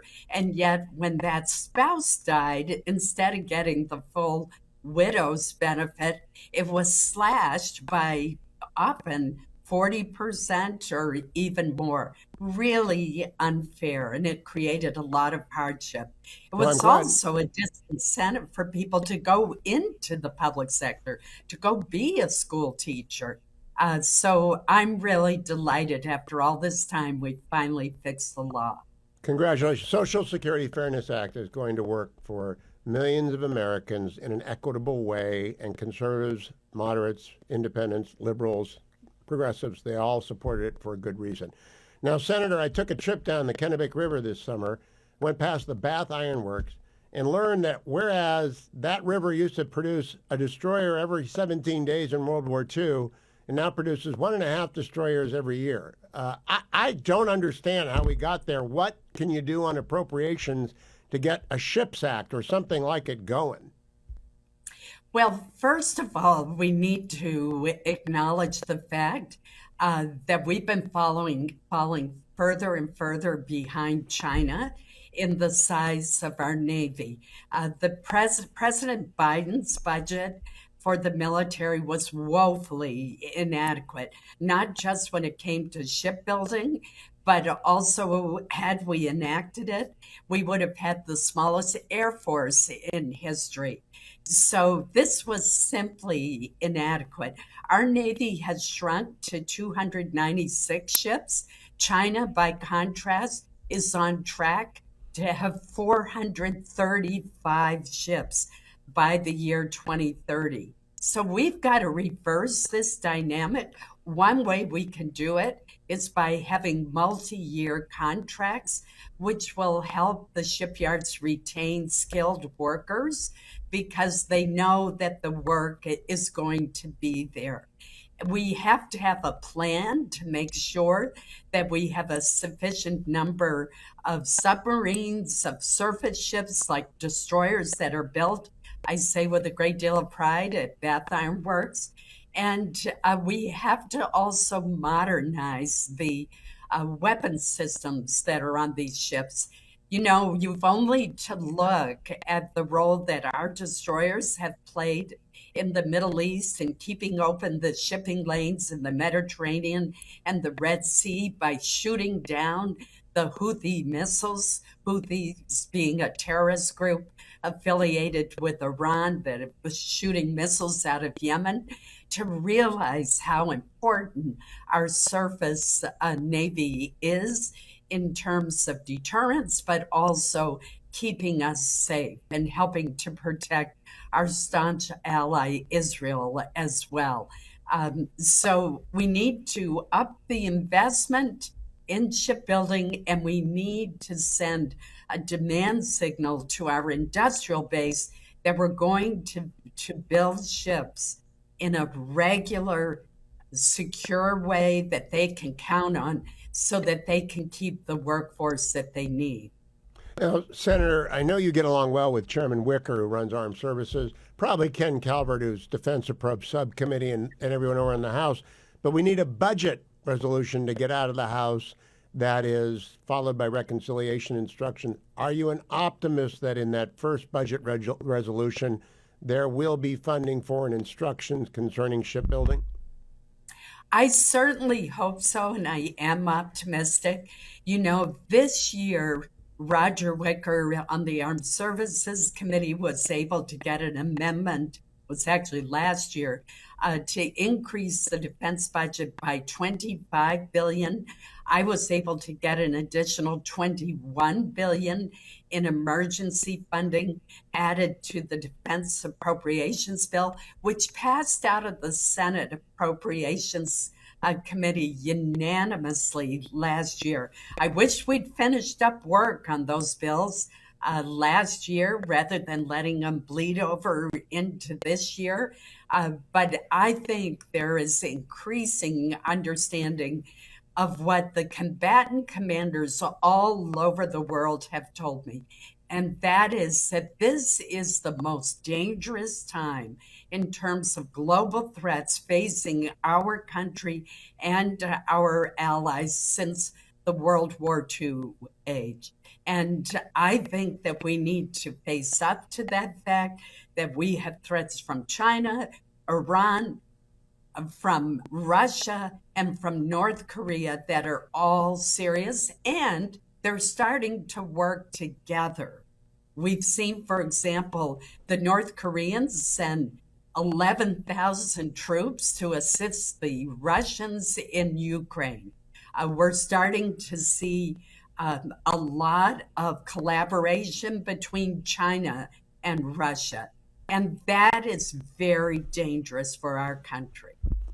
I couldn't have said it better. I'm so glad you are Chair of Appropriations, Senator Wicker over at Armed Services, and Leader Thune, along with everyone else in the conference and your Democratic colleagues. I think we're all going to be in this together, and I appreciate your taking some time to talk to us today.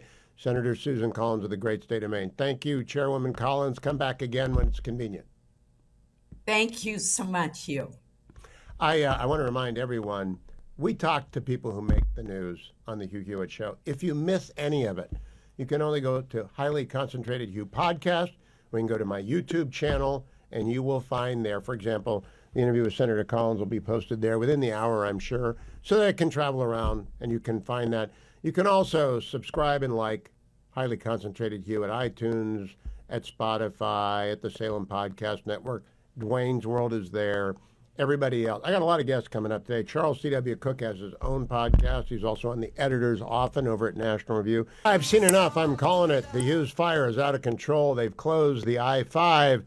It is massive. It is growing quickly. Hashtag Hughes fire. It's not my fire. It's Hughes fire. Hashtag Hughes fire. It's when they close the 5. That's unusual. Keep your eye on it. Be alert. Evacuation order gone out. Charles C.W. Cook, National Review senior editor, podcaster, has his own podcast, Charles C.W. Cook Podcast, and frequently on the editors at National Review. Hello, Charles. How are you? I'm doing well. How are you? I am great. Now, you actually know a lot about constitutional law. I've been teaching it for 29 years, but you are what we call the educated layman.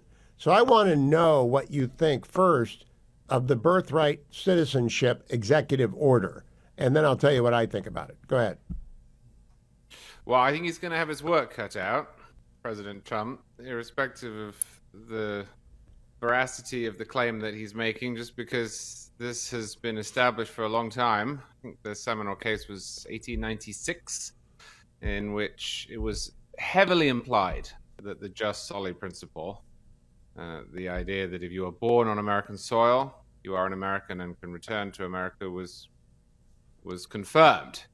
Now, the wrinkle here I think, is less to do with the under the jurisdiction thereof question, which I do think is weak. I think that illegal immigrants are under the jurisdiction thereof, and more to do with whether or not that can be interpreted via the executive branch issuing an order. I have read some persuasive arguments that maybe Congress could weigh in and say, here's how we uphold the 14th Amendment. I'm not sure the president can do that on his own. So I think he's going to have his work cut out, either because the Constitution does mandate this and would require an amendment, or because if there is some wiggle room, a Supreme Court case would hold that Congress had to be the one to make the determination.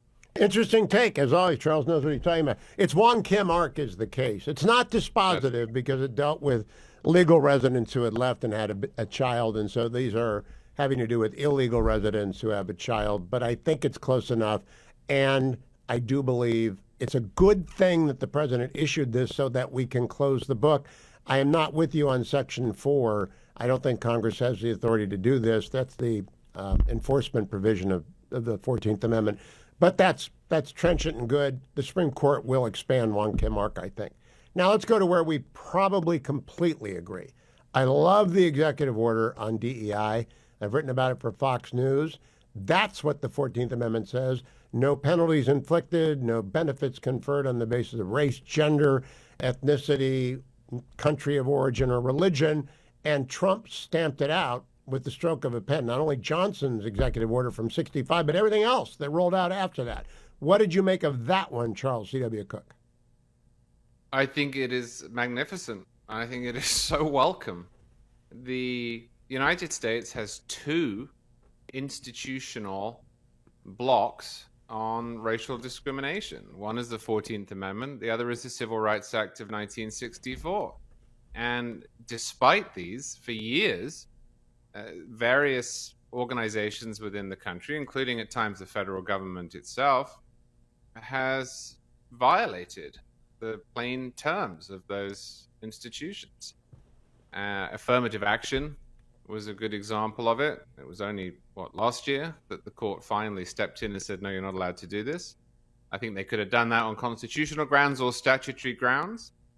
DEI, in some circumstances, especially when promulgated by the government, seems to me a clear violation of the Civil Rights Act, if not the 14th Amendment. And this is a sweeping order.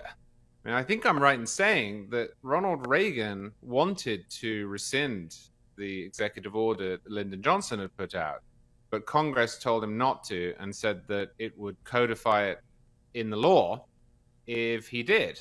Well, that's not going to happen this time around. We live in a different era, and the damage that DEI does has been made apparent to pretty much everyone. So I applaud this. I think this is a fantastic shift, but better than just being good policy. This is, I'm to risk criticizing the media here, Hugh. This is not some violation of American principle. This is American principle. This is upholding American principle. This is what America's supposed to be. This is an extension of the Declaration of Independence. It's terrific. I couldn't agree more. And I think that I've been describing it as Donald Trump built the trampoline in his first term. 3 originalists joining, 3 originalists on the court for 6 originalist majority. Doesn't always agree, but they're usually pretty close together. And John Roberts, the Chief Justice, wrote, the way to end discrimination based on race is to stop discriminating based on race. I think they'll get 6 votes for this. But the trampoline is going to be used now, both on birthright citizenship and on discrimination based on race, gender, ethnicity, etc. Do you think this is 3D chess? I know people mock that a lot, but this is pretty smart. Donald Trump didn't write that executive order. I don't know who did, but they were very good lawyers. Oh, it's really good. The administration came in prepared. I wish that more of our lawmaking were done in Congress. I wish we didn't have this seesaw between administrations to quite the extent that we do. But this is an example of where the executive branch has been interfering for years, and where there is some leeway left by Congress, whether there should be or not. Sometimes what happens is presidents come in and then they think, well, I've got to change the policy of my predecessor, and then they panic. But whoever wrote this had been thinking about it for years. I mean, this draws on all manner of previous work. I think it will be upheld too. I also think it will be very popular. One of the great lies in this area, and we saw this with the affirmative action case, is that the destruction of affirmative action and DEI is some project of the elites. No, it's not. This is what the man on the street wants. DEI and affirmative action were the project of the elites. They have about 20% support when you poll it. So not only is it constitutional, not only will I think it will be upheld, but it will be very popular, and it should be. And I hope that you and the editors on the National Review podcast talk about it at length. I hope you talk about it on the Charles C.W. Cook podcast, because it's a turning point. Quick exit question, Charles. What did you make of the bishop yesterday, the woke bishop? I thought it was wildly inappropriate. I mean, that's your church, right? You're an Anglican, aren't you? Well, I'm actually not. I was raised Anglican, I suppose. Okay. I'm sort of functionally, although I'm not religious, but I'm functionally Catholic. My wife's a Catholic. We're raising our children Catholic. So I suppose I would horrify my great-grandfather. But the religious questions aside, and I thought Trump and J.D. Vance dealt with it very well. This was a perfect example of what some people term cry bullying, where you use the podium that you've been given to attack somebody, and then when others say, hey, that was inappropriate, you say, I'm being silenced. And so the bishop today was on The View and other left-wing channels saying that her free speech rights were being... It's so funny. The woke people have really, we need a 12-step program for woke Anonymous. Charles C.W. Cook, thank you. And 590 in the Inland Empire. Get off the 5. The 5 freeway is being closed in both directions at the Grapevine due to the Hughes fire. Hashtag Hughes fire. Follow Fox 11 Los Angeles if you want breaking news. They're pretty good about this. Everybody's scrambling. It's enormous. That's very high country, very rugged country. There are not a lot of people up there. About 19,000 people have been evacuated, but it's an enormous, enormous fire. Rain is maybe in the forecast for this weekend. Say a little prayer for rain. Let me tell you about Conservatives for Lower Healthcare Costs. They are a sponsor of the program. Conservatives for Lower Healthcare Costs are very happy Donald Trump is back in the White House, and they're excited about big changes ahead that will make America great again. But even with the defeat of their supporters last November, Big Pharma is still threatening to derail the Trump agenda. They're going to oppose any reform that RFK wants to make. If he gets confirmed at HHS, they want to block competition, keep drug prices high. Big Pharma sets the price of drugs. Already this year, they raised the price on hundreds of drugs. They have anti-competitive practices that block competition so they can keep those prices high. Big Pharma wants more. It's America. They always want more handouts. They always want more. Don't let them have it. Conservatives for Lower health care costs is with you. They are a friend of Trump. They're a friend of your pocketbook. They're a friend of my show. They're a sponsor of this program. They believe in getting the government out of the private market. So join them, pharmawindfall.com. It's how conservatives can stop Big Pharma, prevent higher health care costs. Visit pharmawindfall.com today. That's pharmawindfall.com today. When Pierre Poilievre becomes Prime Minister of Canada, Donald Trump is going to meet him at the border and say, welcome, friend. Listen to Pierre with Phil Perkins from CP24 yesterday with a gotcha question that boomerang. Cut number 11. First day on the job, President Trump signed an executive order, the U.S. government only recognizing two genders, male, female. They're unchangeable. If elected as prime minister, is that something that you're going to kind of walk in line with, or what are your feelings on that executive order? Well, I don't know. Do you have any other genders that you'd like to name? Me personally? Yes. I'm just asking more so if you're in line with what he is saying. Do you agree with what he's saying? Is that something that you would be lockstep with if elected as prime minister? Well, I'm not aware of any other genders than men and women. I mean, if you have any other that you want me to consider, you're welcome to tell me right now.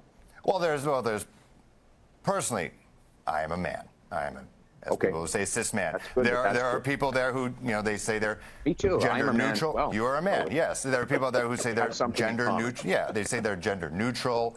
They're a trans person. Is that something that you would recognize here, whereas in the States, at least with their U.S. government, the way they're seeing it, there's only two? I'm only aware of two, but I mean, if you come up with another list, then you're welcome to do that. But I'm aware of two, and as far as I'm concerned, we should have a government that just minds its own damn business and leaves people alone. All right. I want to send him some Relief Factor. I want to send the anchor some Relief Factor. I am sponsored by Relief Factor, and it's normally for the aches and pains that come with exercise. But when you get beat up like that in public, that was a whooping. That was bad. That was a boomerang he did not see coming. That was like the plate that hit me in the head this morning, the covering of the spaghetti pot. That's why I'm wearing a bandage on top. But I'm telling you, Relief Factor can't help him because there are only two genders. And, Pierre Polyev, where do you learn that? I'm going to be very careful if I ever get to interview him. I know a bunch of Canadians. Russ, Aaron, I know you. They become naturalized citizens, don't you know? Hey. But I don't know how to deal with that. That's funny. He's like, have you ever seen Hurt Locker? You ever seen Hurt Locker? Oh, yeah. It's about the explosive disposal ordinance people. I think everyone who interviews Pierre Polyev walk into it with all that body armor on like the Hurt Locker guy. Yeah. It's like bad. Jeremy Rennick. Every morning as I go up the implacable hill, I have the commentary podcast in my ear. And Christine Rosen is usually on that. She's the social columnist for commentary, a fellow at AEI. And Christine, I love this morning's podcast because you're talking about something near and dear to my heart. But first, let's talk about the brass-knuckled approach of the president. I loved your term. What do you mean by a brass-knuckled approach? Well, I think, coming back for a second term, Trump, I think has learned from some of his previous mistakes when it comes to how to be a president. I mean, it's actually a vastly important bureaucratic job in a lot of ways. And I don't think coming in the first time around, he understood that. He's very focused in this second term, whether you approve of all of his policies or not, and I'm somewhere in the middle. He does seem to be much more good at prioritizing what he wants. He came out of the gate on day one, just signing executive order after executive order. He wants his people in place. I think it's partly why he announced a lot of his nominees for the cabinet positions very early on. And really, quite frankly, I think it was a relief to a lot of Americans who felt like there had been a void at the top for many, many months because of Biden's decline in cognitive and physical health.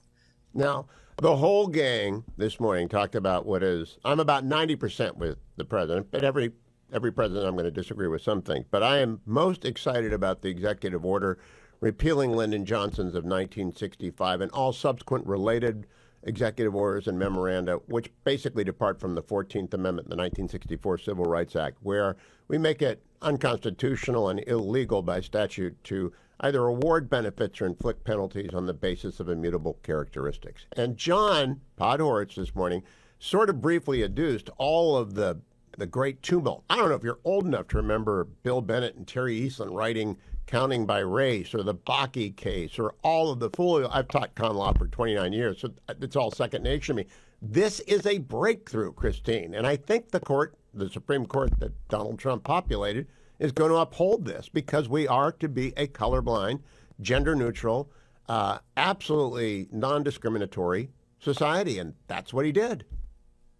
Yes, this executive order isn't radical if you think about what the public has been asking for and wanting for decades. And yes, you're right to cite all that earlier litigation, but I think particularly in the last 10 or 20 years, you've really seen both at the level of the federal and Supreme Courts with affirmative action in higher education in particular, and certainly when it comes to hiring practices in corporate America, this idea that we should no longer try to be a colorblind society that focuses on merit and equal opportunity, but instead we should be looking directly at race. We should be trying to achieve what's called equity instead of equality of opportunity.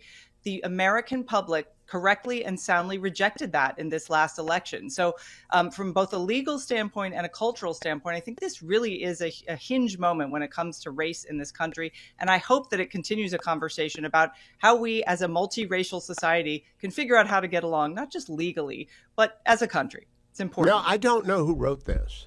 Christopher Rufo saluted a number of people today. Donald Trump didn't write this. This would take a great group of lawyers many weeks to prepare, and it is very well written. I talked about it earlier in the program. Did anyone from AEI pitch in? Because this is it has the scent of Yuval Levin about it. I cannot speak to that at all. What I will point out, one of the things in there that's really important, is that it protects free speech. And, Yes. and this should matter to no matter what side of the aisle you're on, because one of the things it points out is that if you're someone who, for example, is a professor on a campus who really believes in affirmative action and race conscious hiring, no one is going to prevent you from arguing your case on that regard. What this will do, however, is disallow administrators who are ideologically motivated because of race to reject the best candidate simply because of the color of their skin. And that's important. That distinction is very important. So everyone still has the same free speech rights they've always had. But what we're protecting is meritocracy and equality of opportunity. Do you think people will believe it? Now, this goes to your social critic role. In your book, The Extinction of Experience, you talk about a lot of the things that we've become numb to and routinely accept. Counting by race is kind of second nature for millennials and the next two generations after them. Can they shake it off and get back to the original intent of the 14th Amendment as corrected by Brown v. Board? I think they can, and here's why. They're a very skeptical, particularly Gen Z, but the younger millennials as well, have become skeptical of government's heavy hand weighing in on matters of identity. Now, there's an extreme progressive left, and actually younger women are still moving more left. But this recent election suggests that people are seeing that the pendulum has swung a little too far on a lot of these identity issues, whether that's about gender, whether that's about race. And this is important. So I think it will take some convincing culturally. The immediate aftermath has been so full of hyperbole from the mainstream media. I mean, we've seen reporters say, oh, they're going to bring back segregated water fountains. That's ridiculous. But also the younger generation looks at that and rolls their eyes, appropriately so. Like J.D. Vance did yesterday to Usha while they were being lectured by the remarkably insignificant leader of a remarkably small group of Episcopalians at a beautiful building. I thought that was a wonderful conversation, but did you actually see the video of J.D. doing the side eyes? I did watch that. I mean, that guy is sort of like a living meme. I love it. He was absolutely right, and I think quite restrained in his reaction. The idea that someone at a service that's really a civic moment, this is a moment where there's an opportunity to bring all Americans together, and she can certainly, signal some of her political leanings, but to scold the newly elected president of the United States, who came in, with having won the popular vote and having, taken over Congress with his party taking over Congress, it just seemed petty and small. And she immediately then goes on CNN, goes on The View, goes on shows where all of her political priors are enthusiastically embraced and endorsed. I feel just like the look on J.D. Vance's face, which is just sort of an eye roll. Yes, I had no problem with his expression. 30 seconds of the break. I want to come back and talk about birthright citizenship. The resistance is different from the deep state, which is different from the administrative state. We don't have a deep state. People don't knock on your door and you vanish. We don't get disappeared. But we have a resistance, and it's still there. Is it going to ever give up, Christine Rosen? I think it's going to be a lot harder for them to do what they used to do under cover of darkness, as it were. And that's because you see a real shakeup coming for the bureaucracy. These orders about returning to the office if you're a federal worker, small things, those are going to add up to federal workers being held accountable. Christine Rosen has stayed with me for a short segment on birthright citizenship. President Trump issued an executive order purporting to revoke birthright citizenship. Wong Kim Ark was an American citizen who left the country and was denied entry in 1898. And the United States Supreme Court ruled, he gets to come in. He was born by legal residence in San Francisco, so he's an American citizen. Now, I actually believe it's settled that people born in the United States are citizens by stare decisis, but not by Supreme Court decision. I think, Christine Rosen, the president's executive order purporting to change settled practice, but not precedent, is a great gift to those born in this country by illegal parents, because it will be adjudicated by the court, and I think they're going to adjudicate it to say, they're covered by the 14th Amendment. What do you think?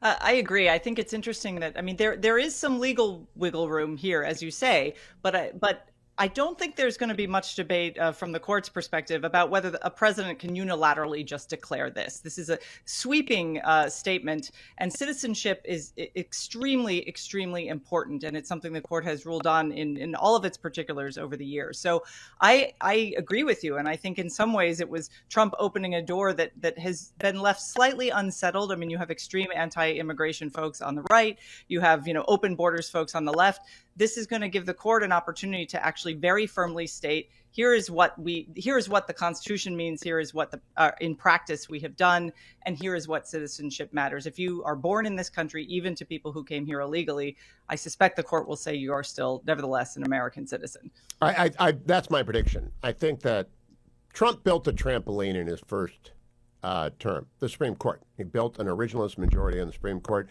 Now they're going to jump on it, and they're going to find out how high they go and how low they go. I just think this is kind of easy, and I hope that those who are born in the United States rest easy that it will be enjoined and it will get to the court. Do you think, this is predictive, Christine Rosen, do you think the Supreme Court will rush to get this adjudicated? I mean, I think so. I suspect there are already cases about to be filed on behalf of, children born here to reflect this. I'm not a lawyer, so that's my caveat. But I would say that I think it's important for people to remember that although a lot of these justices were appointed by Republican presidents, including Trump, they have not always sided with the sort of populist conservative MAGA movement on a lot of issues. I mean, we see this most recently with the TikTok law, which that's another overreach on the part of President Trump that I don't think is going to withstand scrutiny. So just this court does not rubber stamp Trump, even though you often see that sort of narrative in the media. It is originalist, it is conservative, but even amongst the conservatives, they often disagree on matters of constitutional principle. And that's exactly what you want. It is a constitutionalist court, and there are going to be disagreements. Yeah. But I think the commentary podcast is not neocon or con, it's constitutionalist, and I like that about it. Christine Rosen, thank you so much for joining me from the American Enterprise Institute, one of the regulars on the commentary podcast, which goes up the implacable hill with me most mornings.